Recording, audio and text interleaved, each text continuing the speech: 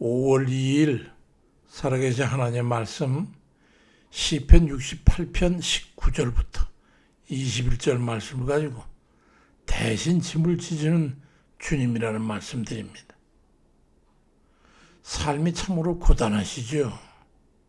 삶의 과정을 거치면서 여기까지 걸어온 발걸음이 참 놀라움의 연속일 겁니다. 하나님께서 함께 하실 때는 고백이 절로 나올 수밖에 없지요. 흔히 인생을 갖다가 무거운 짐을 지고 가는 나그네 길이라고 표현들 하잖아요. 근데 그 짐을 홀로 지지 않아도 된다고 하는 기쁜 소식을 함께 나누고자 합니다. 우리 하나님이 우리의 매일매일의 짐을 대신 짊어지시겠다고 말씀하신 거 기억하시나요? 너무 힘겨워 그렇게 버거워하지 마세요. 우린 종종 자신의 한계를 넘어서까지 짐을 지려다 보니까 감당하지 못해 쓰러지는 경우가 허다합니다. 마치 작은 나룻배에 과한 화물을 실으면 가라앉을 수밖에 없는 것처럼 세상의 모든 염려와 근심 걱정을 그냥 혼자 다 담당하다 보니까 좌절하고 마는 거예요. 고린도전서 10장 13절에도 오직 하나님은 미쁘사 너희가 감당하지 못할 시험당함을 허락하지 아니하시고 시험당할 즈음에 또한 피할 길을 내사 너희로 능히 감당하게 하시느니라 말씀하는데도 왜 그런지 모르겠어요. 주변 사람들의 형편을 보면서 지레 겁을 먹는 것 이것도 우리는 경계해야 합니다. 왜냐하면 그게 부정적인 믿음이거든요. 영향을 받는단 말이에요. 저 사람도 어려운데 나라고 별 수 있겠어? 이런 식의 생각은 믿음으로 주를 의지하는 사람이 아주 치명적인 부적합한 그 생각입니다. 찰스 스펄전의 전집에 보면요. 근심은 내일의 슬픔을 없애주는 게 아니라 오늘 나의 힘을 빼앗아갈 뿐이라고 마귀짓이라는 거예요. 잠들기 전에 코를 고는 것처럼 미래의 어려움을 미리 걱정 근심하지 말아야 되는 거예요. 진정한 믿음은 하나님의 능력을 전적으로 신뢰하는 데에서 시작이 됩니다. 시편 68편 19절 이하에 날마다 우리 짐을 지시는 주 곧 우리의 구원이신 하나님을 찬송할지로다.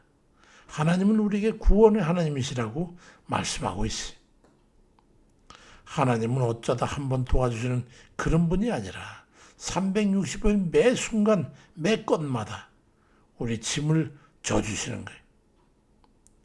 오늘 본문은 광야길을 걷던 이스라엘 백성들이 법궤를 메고 행진할 때 하나님께서 친히 그들을 앞서가시면서 장애물을 치우셨던 역사적인 배경을 담고 있는 말씀이거든요. 이 말씀은 우리에게도 여전히 적용되는 그런 말씀인 것을 잊지 않아야 합니다. 영국인으로서 위대한 중국 선교사였던 허드슨 테일러의 일화입니다. 그는 중국 선교 초기에 수많은 위협과 재정적 결핍 속에서 극심했던 스트레스가 있었어요. 어느 날 그런 요한복음 15장에 포도나무와 가지 그 말씀을 읽다가 큰 깨달음을 얻었어요. 가지는 수분을 얻기 위해 애쓸 필요가 없다. 그저 나무에 붙어있기만 하면 나무가 모든 양분을 공급한다. 그는 그 말씀을 깨닫고 난 이후에 그는 근심에서 벗어나서 위대한 사역을 기도로 감당할 수 있었어요. 뻔한 일이면 뭐하러 주를 믿습니까? 각 가정마다 말 못할 사정이 있고 개인마다 넘기 힘든 태산이 있죠. 인간적인 눈으로 보면 도무지 대책이 없어 보입니다. 그렇지만 믿음의 사람들은 능력 밖의 일이 닥쳤을 때의 능력이 나타나는 거예요. 온전히 하나님을 의지하는 이들에게는 하늘이 무너지는 절망 속에서도 솟아날 구멍이 있다는 거예요. 빌립보 4장 6절에도 아무것도 염려하지 말고 모든 일을 기도와 간구로 하되 여름 바람대로 감사하는 마음으로 그렇게 하나님 앞에 아뢰라고 말씀하고 있어요. 사도 바울이 이 편지를 쓸 때는 차디찬 감옥에 갇혀 있을 때였지만은 그의 기도를 통해서 문제를 하나님 앞에 송출했어요. 하나님께서로 넘겨드렸던 거지. 베드로전서 5장 7절에 너희 염려를 다 주께 맡겨버리라. 이런 저가 너희를 권고하심이라 말씀하고 있어. 여기서 맡겨버리라고 하는 이 헬라어 에피렙토라는 말은 단순히 살짝 걸치는 게 아니라 손을 그저 기대는 그 정도가 아니라 무거운 배낭을 땅바닥에 냅다 던지는 것 그런 것처럼 주님께 그냥 던져버리라는 그런 의미를 담고 있어요. 조지 밀러의 유명한 말 있잖아요. 염려의 시작은 신앙의 끝이고 신앙의 시작은 염려의 끝이다.